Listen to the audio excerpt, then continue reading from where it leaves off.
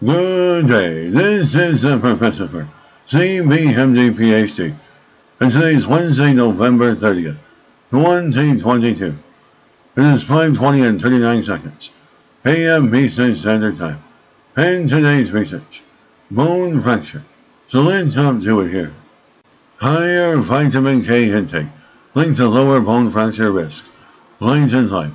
Date November 28, 2022. Source: Edith Cowan, University. As breaking bones can be life-changing events, especially as we age, when hip fractures can become particularly damaging and result in disability, compromised independence, and a higher mortality risk.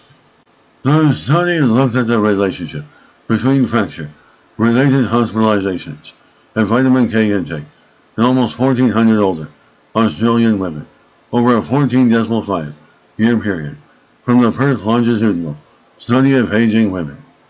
It found women who ate more than 100 micrograms of vitamin K consumption, equivalent to about 125 grams of dark leafy vegetables, or 1 to 2 serves of vegetables, were 31% less likely to have any fracture compared to participants who consumed less than 60 micrograms per day, which is a current vitamin K adequate intake guideline in Australia for women.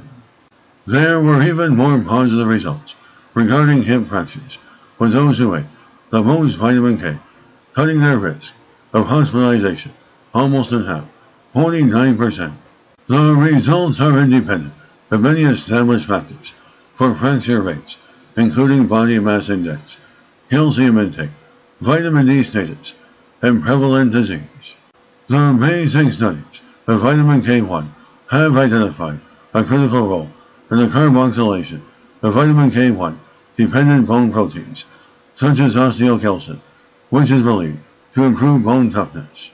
A previous ECU trial indicates dietary vitamin K1 intakes of less than 100 micrograms per day may be too low for this carboxylation. Vitamin K1 may also promote bone health by inhibiting various bone reabsorbing agents. Eating more than 100 micrograms of vitamin K daily was ideal, and happily, it isn't too difficult to do.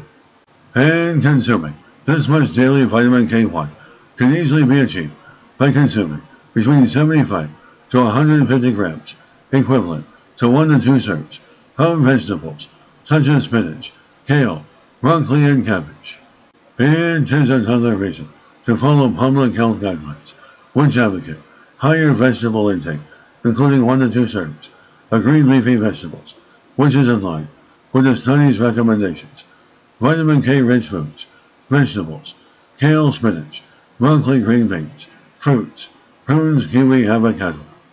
And this is the Professor of Microbiology, Bioinformatics, and Pathophysiology. This video was created for educational purposes only. Hope you enjoyed listening. Until next time, have an awesome day.